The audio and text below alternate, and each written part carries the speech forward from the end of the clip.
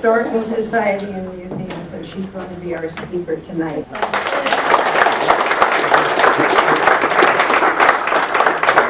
On behalf of the Dania Beach Historical Society, I'd like to extend a heartfelt thanks to the Hollywood Historical Society, especially Karen and Clive, President, for inviting us to share the rich and fascinating story of Dania Beach. It's a privilege to be here with fellow history enthusiasts who understand the value of preserving our past to enrich our future. Today we're celebrating over 120 years of history, honouring the pioneers, visionaries and everyday people who transformed Dania Beach from a small farming settlement to the vibrant community it is today. We'll be focusing especially on the incredible legacy of A.C. Frost, the founding father of Dania Beach, and the contributions of his family, which helped shape the city's early days and its future. The remarkable foresight Frost demonstrated and the foundational work he accomplished for the city of Dania have been truly extraordinary. His vision and dedication have shaped the city into what it is today and what it's become, and what we now celebrate as 120 years of rich history. Thank you again for this wonderful opportunity to bring Dania's story to life for you. And a quick comment, I do apologise if I do seem to mispronounce any names or words. I am from England, so we do say things a little differently. So please excuse me. I did actually have some research that some of A.C. Frost's favourite music, but I couldn't figure out how to get it onto the PowerPoint or get it together, but so unfortunately we don't have that. Okay, so.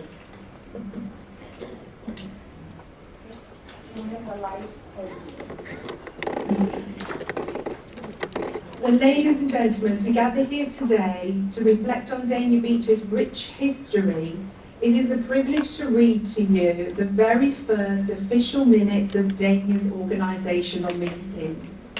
These pages mark the birth of our beloved town's governance and capture a pivotal moment in our journey from a small community to a thriving municipality. It was on November 30th, 1904, that the regular voters of Dania convened in Seminole Hall. They came together to establish our first municipal government, guided by vision of community, progress and unity. These minutes detail the first voting session where the citizens exercised their democratic right to shape the future of Dania.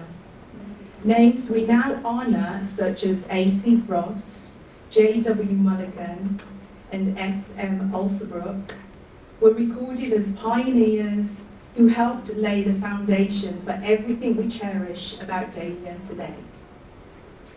Reading these minutes reminds us of the spirit and collaboration and leadership that has driven our city from its earliest days. They are not just historical records, they are the testament of our shared heritage and a reminder of the importance of our civic engagement. So as we listen to these words from over a century ago, let's pay tribute to the men and women whose vision built the town we now call home.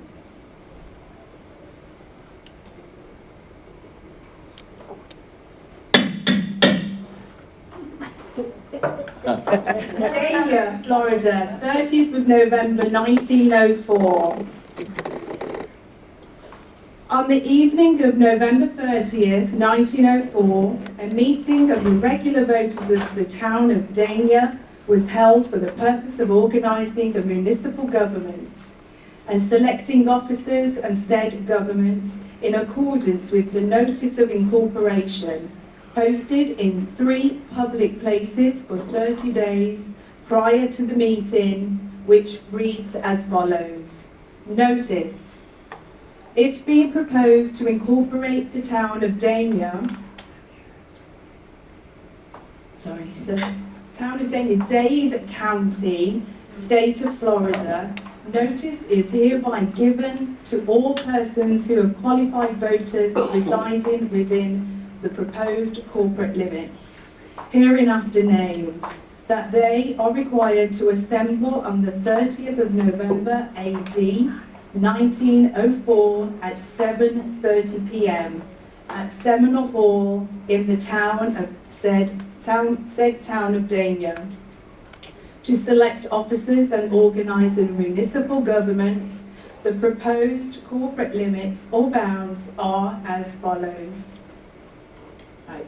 Bear with me with this, I'm going to read this. So, commencing at the northeast corner of the southwest quarter of the section 34, township 50, south of range 42E, running along the 8th line to the southeast corner of the northwest corner of section 3, township 51, south of range 42E, thence west along the 8th line to the southwest corner of the northwest corner of the said section, thence north along the, am I repeating myself? I feel like I am.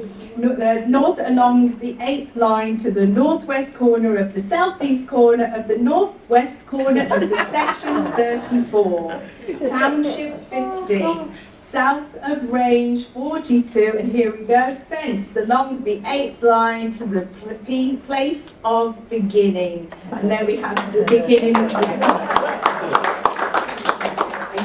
I do have some photos that I'm going to read out the names. I think it's very important to read out the names who were at that meeting.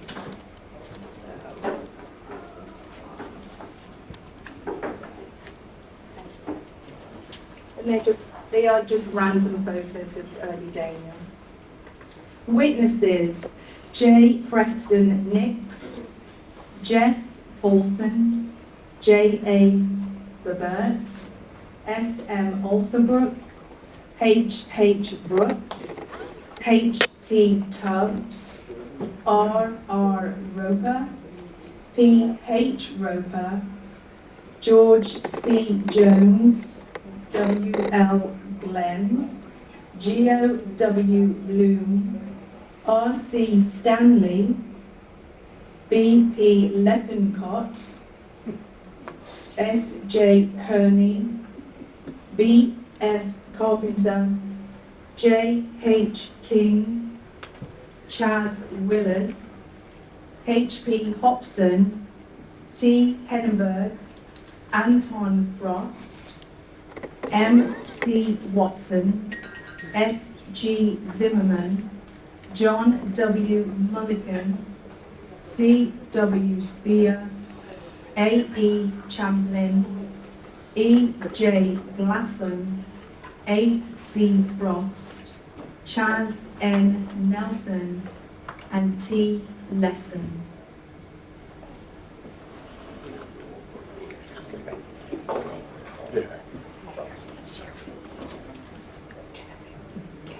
Meeting called to order at 7 p.m. S. M. Olsenbrook was elected chairman. E. J. Glasson was elected secretary. Roll call and verification of the list of witnesses of the notice of incorporation showed 28 regular voters present. The business transacted that evening as they read the notice of incorporation. A motion was made and seconded that the town of Dania shall be incorporated. The motion carried unanimously with 28 votes cast. Unanimous adoption of the corporate limits as described in the notice of incorporation. Nomination and election of town officers. Separate ballots were cast for each office. Mayor J. W. Mulligan won with 28 votes. Marshal and Collector P. H. Roper elected with 28 votes. Clerk and Treasurer R.R. Roper, elected with 18 votes. 5 Aldermen, Chas N. Nelson, H.T. Tubbs, George Jones, and N.C. Pike were elected on the first ballot, and S.M. Alsbrook was elected as the 5th Alderman. The Assessor of Taxes was J.A. Thurbert. Swearing in of the officers, a motion was made, seconded, and unanimously adopted that the seal of Dania shall be established. The motion carried with 28 votes cast. According to the motion made, seconded, and carried, the first regular meeting of the Board of Aldermen, who will be held the first Tuesday in December and thereafter. The regular meetings will be held on the first Tuesday of every month. Chairman S.M. Alsbrook, Secretary E.J. Glasson. Lastly, here is the hand-drawn seal of the town of Dania.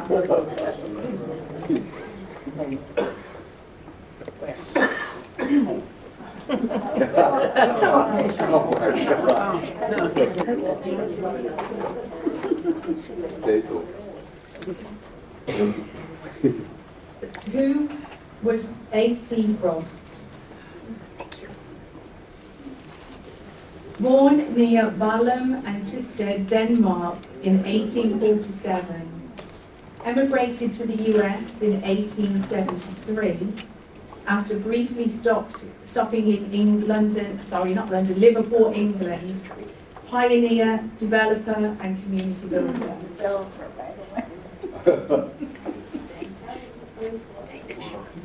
A.C. Frost was born in Denmark on September 30th, 1847, during a time of great challenges for his homeland, including the threat of military drafts imposed by Prussia. Frost had a brother, Soren, and he had a sister. After his mother's tragic passing, young Frost and his siblings were taken in by local families. Frost was mentored by Jeppe Nielsen, who taught him store management and bookkeeping. Much better.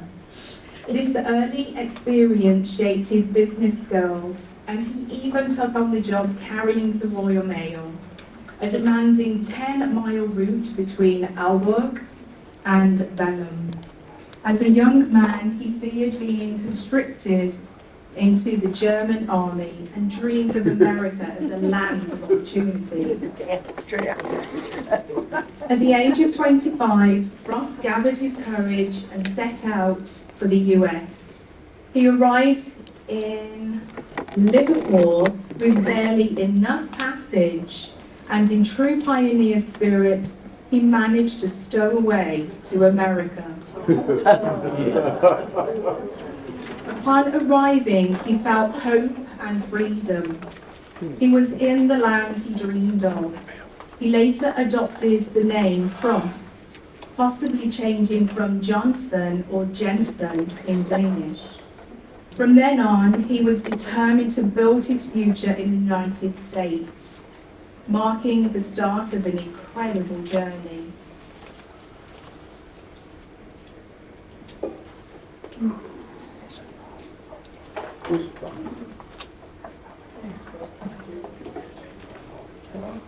How A.C. Frost arrived in Modelo.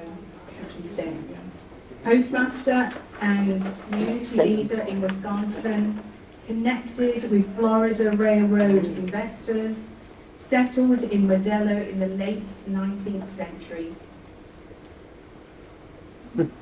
Before arriving in Florida, Frost had already established himself as a respected postmaster, store owner, and justice of the peace in Wisconsin. His pioneering accomplishments caught the attention of Henry Flagler, along with Vice President James Ingram of Florida East Coast Railway. And they invited Frost on a journey to Florida. Will the owners of a Lincoln, Honda, and a Lexus, including a motorcycle, to please park in the parking lot? Thank you.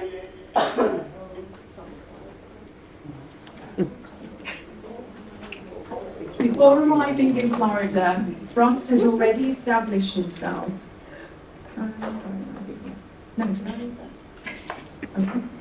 The full extent of A.C. Frost's life and work reveals not only his ambition, but also his adaptability in pursuing opportunities and challenges in different states.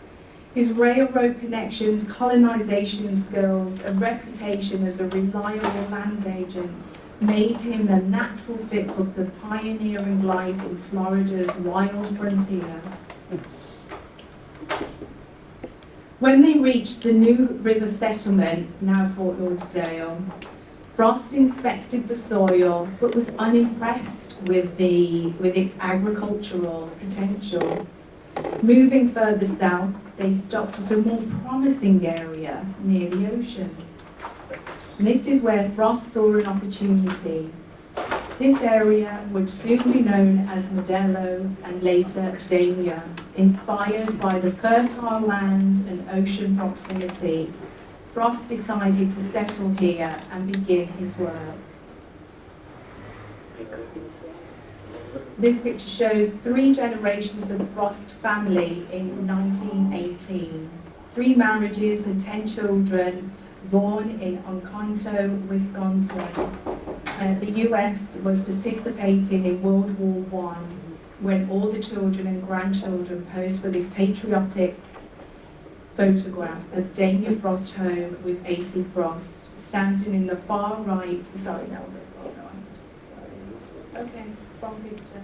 I do apologise.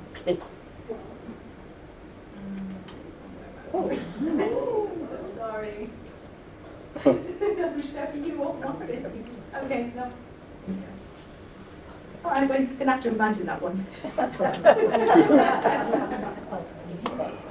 This is the family anyway. This one is actually a photo of a gathering outside. Frost had indicated his extremely pro-American patriotism earlier by naming his last group of children after past prominent Americans: Sherman, Sheridan, military generals, Lincoln, Mamie, and Dania, the youngest after Admiral George Dewey.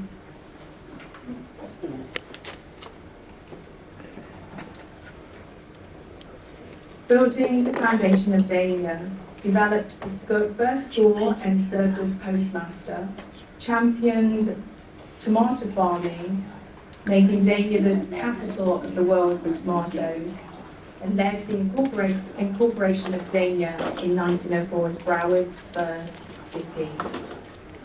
In Modelo, Frost became the heart of the community. He established the first school to ensure children had access to education. The school was built in 1904. And it was located at the back of Dania Hotel.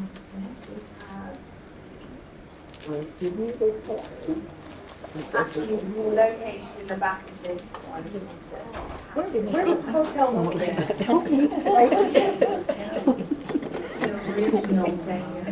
Where was the hotel located? That one, I don't know. I will find it. But if Dania was incorporated in Dade County, where did Broward County come from? We were Dade County. Yes. Dania was Dade County when they got incorporated. But you just said the first city in Broward County. Yeah, it was. It was Broward was formed in 1915. And so Dania was the oldest first and the first city. But it just said 1904, and you said Broward. So I'm not clear on. Oh, it led the incorporation of Dania in 1904 as Broward's first city. Okay. It was just the same.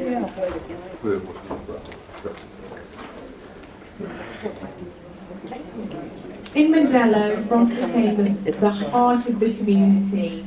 He established the first school to ensure children had access to education. I think I read that, right?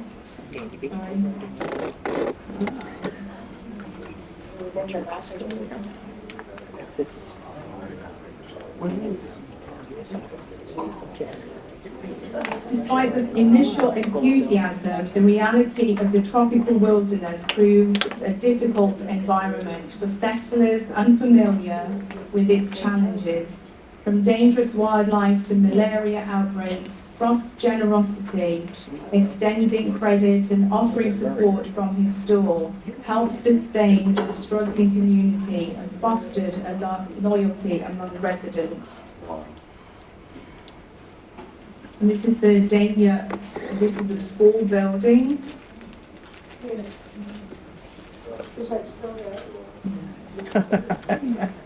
Yeah, we wish. And this is the school at Dania after the hurricane. The previous picture. Yeah. Then this is, that's the one we went to after the hurricane. Oh, there it is. Dania High School, which became Broward High School. That was Dania Elementary that we went to. So originally it was Broward, Dania High School. So the push for incorporation, why incorporate Dania? Frost believed that for Dania to flourish, it needed formal governance and infrastructure. Incorporation brought opportunities for structured growth, reliable services, and better investments. It also gave the residents a voice in regional decisions. Thanks to Frost's effort, Dania became a self-sustained community prepared for the future.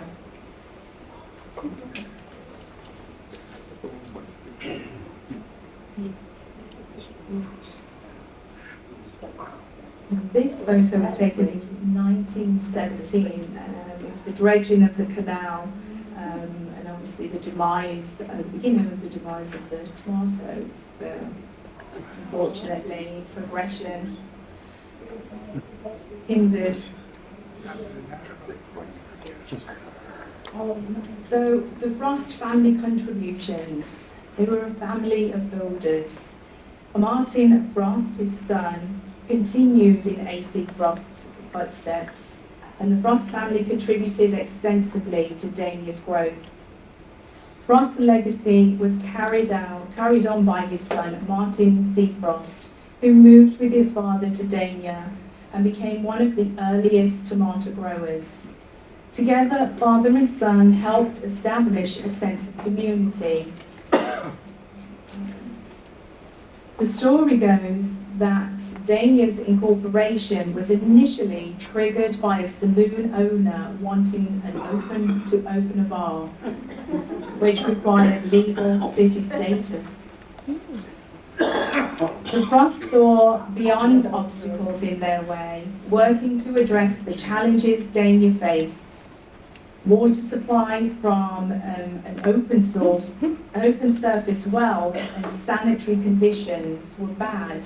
Dania had many things to contend with, one of the worst of which was the typhoid fever epidemic. But the community spirit was intended early, and finally the town drilled a 90-foot well from which it obtained some of the safest and best water in the state, apparently. And its time, thus creating a strong foundation for future generations. And C. Frost Tomato Centre. I believe that photo was taken in 25. And so the legacy of A.C. Frost, it does live on, pioneer of Dania growth and success, advocate in community and agriculture, and remembered as a visionary leader. A.C. Frost's life is a testament to the power of one person's vision and dedication.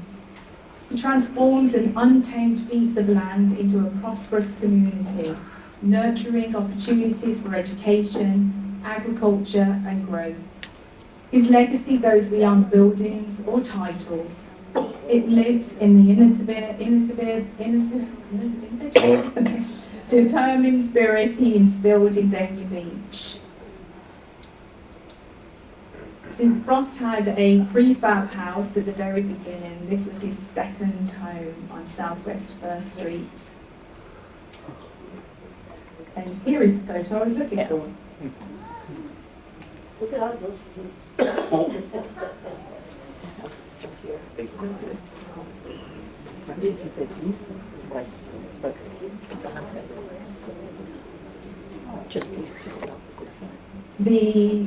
This house is actually still his third and final home, which is still standing on Federal Highway.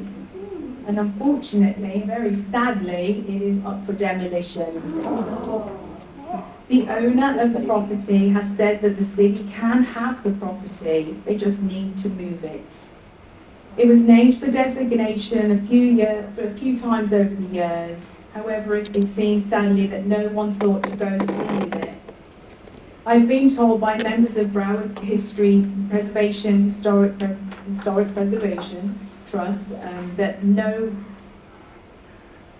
one through, I don't know what I wrote there, sorry. But I have been told that they would get a designation early because obviously it is the house of the founder. However, the Dania Commission cannot agree on a place and put it, and they have no idea where to put it and even save it. So sadly, it could be lost forever. Condos. It's a private owner. Plazas. And the city doesn't have the money to purchase it. Huh. By the way, the city of Dania does not have anything named after its founder. Frost Park has the family named Frost, but the land was donated by MC Frost, his son.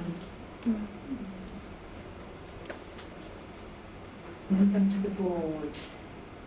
The Dania Beach Historical Society. As most of you know, Dania Beach is Broward County's oldest city, celebrating 120 years. But we are the newest historical society of Broward County. The society was incorporated in 2019, but COVID happened and put everything on hold. So a group got together. The Dania Beach Historical Society is a passionate team working to preserve the city's rich history. So who are we? Renowned author and historian, Joe Michelson, a familiar face to many. NSU law professor Kathy Samanara, guiding our legal and organizational steps. Kathy EBK, AC Frost's great-granddaughter and a direct link to our city's founder.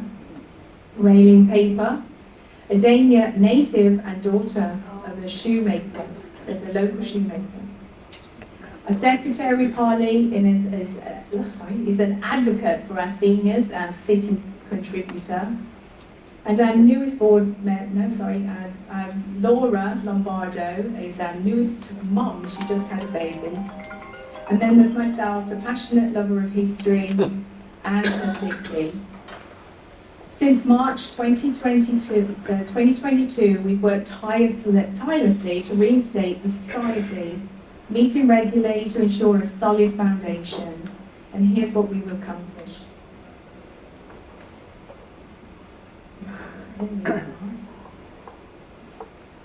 Incorporation and 501c3 status.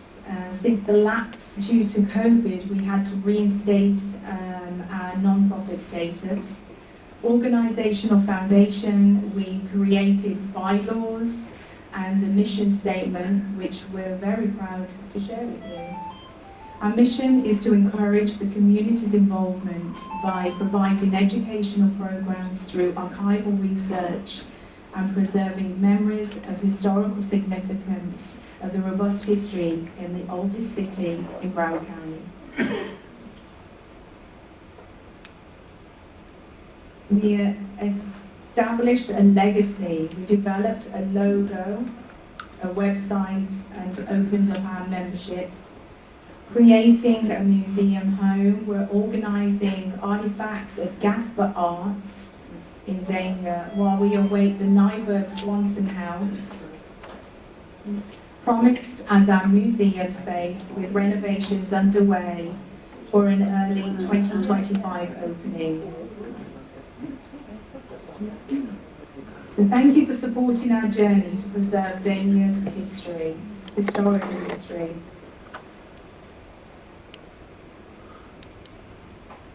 And thank you for joining me on this journey through the life and accomplishments of A.C. Frost. His story is an essential part of Dania Beach's history, and his legacy is a reminder of the profound impact one visionary can make. And I'll be delighted to answer any questions.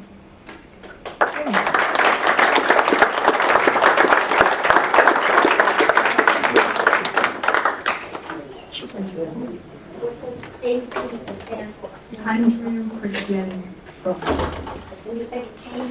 He changed his name, yeah, when he came over. They're not actually sure why he did.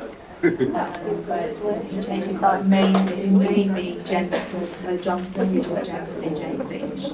And who is on your board that's his granddaughter, great-granddaughter? That is Kathy Kay.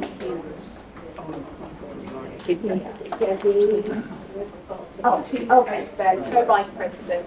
Is she here? She's not actually here, but she did come into town a couple of times. She was the Dania Beach, she was honoured at Dania Beach State of the City as a pioneer, and also 2024 Broward Pioneer nomination also. Where was that, the gigantic tomato plant? You took a picture of Where I got that photo from, there was it was actually from the Broward County Court. They had a big mural up there. I don't even know if it's still there. Oh, but you don't know where that was located? No, that photo was taken in the 80s. That photo, well, sorry, not taken in the photos, it was actually put up in the 80s. I mean, I took that from the 80s. Yeah. You want to know where the plant was? No. George? It basically, first of all, it was against the railroad track on the east side. And that's where the tomatoes were packed and loaded on trains, on boxcars. Yeah. Big plant. Do you know when the tomato festival started and when it ended? I believe it was 1925 it started, and I'm not exactly sure when it finished, or when the last one was. 1927. Yeah, I have a poster here that I did for the first. and then it was May 17th, 1927, the first. Oh, the first was 27. Oh, the last one? Yeah. I don't know, I have no girl up here crowning.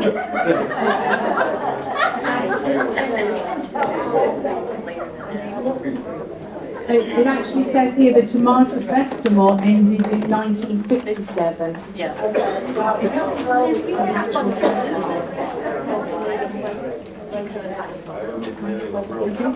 So how did it get the name Modelo in the beginning? Modelo What a was... good name. Okay, so good question. So Modelo was the land before Dania. It was named after like a model land area.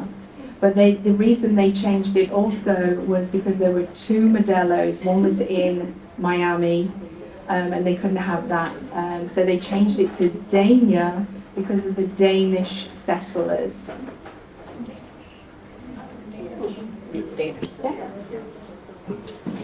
When was it the city plan, as we see the street there that was shown at the beginning of the lecture? That, when was that plan made, or was that? 1904.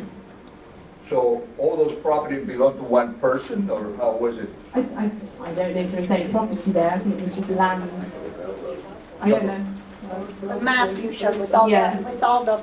That was 1904, the plats. Karen? Oddly enough, my father-in-law was a tomato farmer in Dania. Wow. And my ex-husband and his brother used to have to go to that packing plant and help him pack.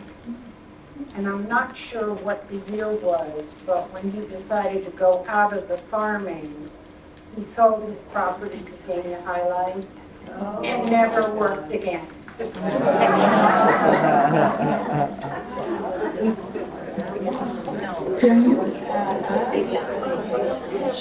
I haven't done as much Dania history as I have Hollywood, but the Modelo development had to do with the railroad. That was not an individual like Hollywood. The railroad was trying to develop towns along the railroad between Palm Beach and Miami. It was just totally empty. So they set up Pompano, Deerfield, Dania, I think maybe Otis, and that was railroad property. I don't know, eventually individuals bought it. But it wasn't like Hollywood, you know, one man setting it up for Coral Gables. It was the railroad basis behind it, NBC Railroad. I just want to actually mention also, as I did before, we are a brand new historical society. Probably the only extra we have is Joan. Joan is on our board. We had, when Charles Macaulay, he was a past mayor, he had a museum on Northwest First, I think it was. And when he passed away, he left obviously all the artifacts and collections from that museum, but they were told, some of the person who actually inherited it told the Dania residents to go and get the stuff, go and get the collections. So they rushed to collect as much stuff as they can and could, and they boxed it all up and they took it to the city jail where it's held now. However, unfortunately, the person who packed all of the collections up has stated that what's in the city jail is not what they packed up. So we believe that when the city went to pick up the collections, they were told to go to a different place and they grabbed a lot of junk. So we are just running off what we can find and what we can salvage, but which unfortunately it's very sad, but we're doing whatever we can to salvage Dania's history. And also there was a big fire in Dania City, I think in the 80s. So, but we're going through boxes, old boxes, we have to go through it.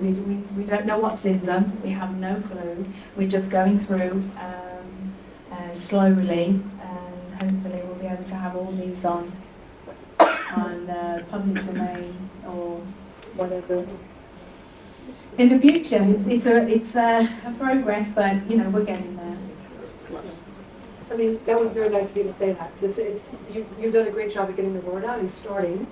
You know, you people getting interested, and I'm sure a lot of people will come to you with information as well as what's Exactly. in the boxes. Yeah. So yeah, we're learning.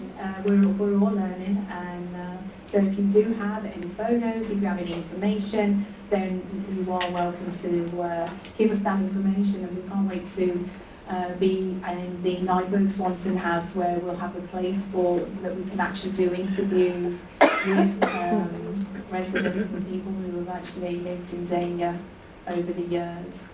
Linda? It would be wonderful if we could find a benefactor who would buy the MC Frost House, which is still standing on US 1 in Dania, across the street from Mad Art Gallery, the one that has the dinosaur hanging up. It's a private owner, and no one does in fact buy that property. it will likely be sold to a developer and be lost. Yeah, the property in the OC Foster House, the big White House on Bedrock, the Anybody mayor, has $2 million or so that they need to invest. That would really be wonderful historic preservation. the current mayor, until tomorrow, AJ Ryan, he has brought it up to the commission to go forward to get appraisals for the property. And that property is locally designated. And I do know Rick Ferrer of Broward Preservation, he called me and said that a real estate attorney called him up and said, how can we get that designation off and how do we do it? Yeah. However, Rick said the conversation at the beginning was awful, of course, but as the conversation ended, he put his case across and told him that, you know, you'd have a really hard job. And so I think the real estate developer or real estate attorney was actually the owner, and he's apparently a billionaire. Fine. So that, I can't believe that you just said that, because I sat on the Broward County Historic Preservation Board at the time that the Dania Beach Hotel was still standing, which is a Francis Abreu architect, which was a rock star in Fort Lauderdale. He did a lot of the incredible 20s buildings that many are still standing in Fort Lauderdale. And it was at the time when the casino was getting, the highlight was, some outfit was buying it because they thought full-fledged gambling was going to pass. So this outfit bought the Dania Beach Hotel, and somehow, very quietly, the city de-designated the Dania Beach Hotel and allowed the demolition. So that actually did happen in Dania, and it would be a crying shame to see that happen again. Yeah. But this is where the citizens need to pay attention to what their government is doing and make sure that because it have to go to the commission. And that's where everybody in this room, if you care about your history, you go to that commission and you yell and scream, what are you doing to us again? Yeah, I think that's really, really important. It really is. I do know that when I go to commission meetings, and the information that you even get on a normal day is amazing. But you know, you are involved. It's really important that you want to see history staying where it is, and instead of the developers, then you have to be active. You have to attend those commission meetings. And yes. Is it a definite? Is it going to be in the Nyberg Swanson house? Yes, we will be in there. The date keeps being pushed back, but the city manager has promised us the